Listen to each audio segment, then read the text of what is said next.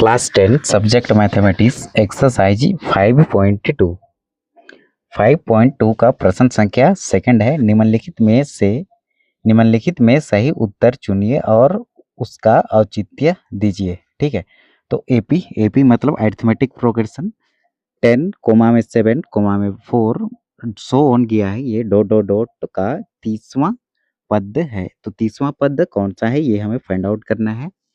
ठीक है, हालांकि इसका माइनस का 77 ये आंसर है, लेकिन ये आंसर कैसे आया है उसको हमें फाइंड आउट करना है। ठीक है, ये हम पहले ही आंसर को साइन कर दिए हैं। ठीक है, बाद में किए थे, लेकिन अभी यहाँ पर देख सकते हैं इसका आंसर ये होगा। ठीक है, अब कैसे उसको इधर पढ़ेंगे, तो इस यहाँ लिखे हैं दी गई श्रेणी है, मतलब ये इसको लिखे हैं 10 comma 7 comma 4 dot dot dot ये आखिरी तक गया है। ठीक है, अब देखो यहाँ a इक्वल टू होगा, a होता है हमारा फर्स्ट टर्म मतलब पहला पद।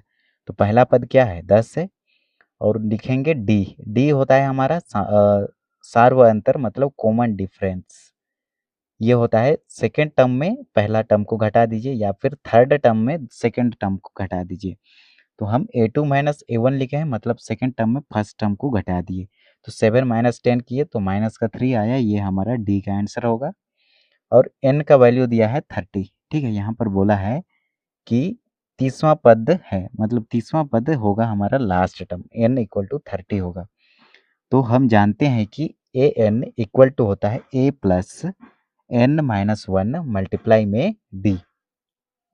तो a का वैल्यू देखो, a का वैल्यू कितना है 10, तो 10 लिखे प्लस लिखे फॉर्मूला का n माइनस 1 मतलब 30 माइनस 1 मल्टीप्लाई में d का वैल्यू -3, तो -3।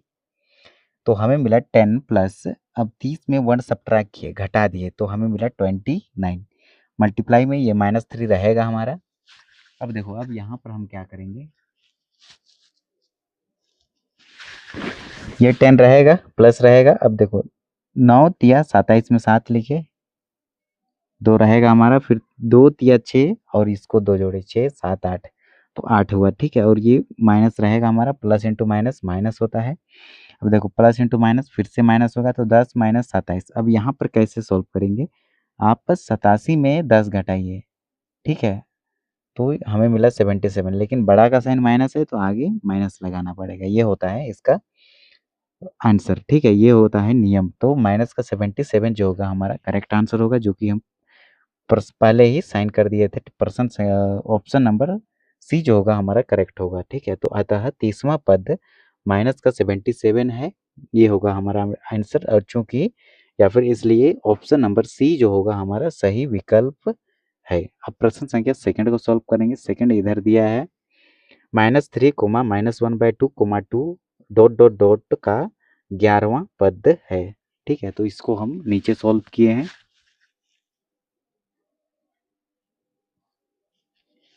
तो यहाँ पर ये हमें दिया गया है, तो a का वैल्यू होता है हमारा फर्स्ट टर्म मतलब पहला पद।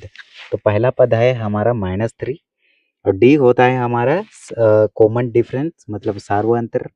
तो सेकेंड टर्म में पहला टर्म को घटा देंगे। ठीक है, तो ये सेकेंड टर्म -1/2 फॉर्मूला का माइनस लिखे, और a का वैल्यू है -3, ये वाला -3। अब देखो ये माइनस मल्टीप्लाई माइनस है, तो ये होगा प्लस, -1/2 प्लस 3 अपन में इसके नीचे 1 मैं लिख सकता हूँ, क्योंकि ये 1 छिपा रहता है। अब देखो 2 और 1 का एलसीएम लेंगे, लघुत्तम समावर्तीय लेंगे, तो हमें 2 मिलेगा। अब जो एलसीएम आता है ना उसको डिवाइड करते हैं हर से, डी न्यूमिनेटर से, तो ये 2 इसको काटेगा 1 टाइम्स में, और जो भागफल आया है 1, ये 1 का मल्टीप्लाई -1 से करेंगे तो हमें -1 मिलेगा। ये प्लस को यहाँ लिखे, और देखो ये एलसीएम 2 को डिवाइड करेंगे 1 से, तो 1 2 को काटेगा 2 टाइम्स में। अब ये जो 2 आया है, ये 2 को मल्टीप्लाई करते हैं भागफल से, तो भागफल हमें 3 में 1 मिला है। ठीक है, अब देखो ये भागफल 2 मिला है, अब 2 को मल्टीप्लाई करते हैं न्यूमिनेटर से, अंश से, तो अंश है हमारा 3, तो 3 का मल्टीप्लाई 2 से करेंगे तो हमें 6 मिला। और इसका शॉर्टकट मेथड मतलब बनाना चाहते हैं, तो ये 2 और 1 का एलसीएम तो 2 मिला, क्लियर है। अब इसकी क्रॉस मल्टीप्लाई कर दीजिए, -1 का मल्टीप्लाई 1 से तो -1, और 2 का मल्टीप्लाई 3 से करेंगे तो 6 मिल गया। अब देखो 6 में 1 सब्ट्रैक्ट करेंगे तो हमें क्या मिला, 5/2। ठीक है, तो d का वैल्यू मिला 5/2।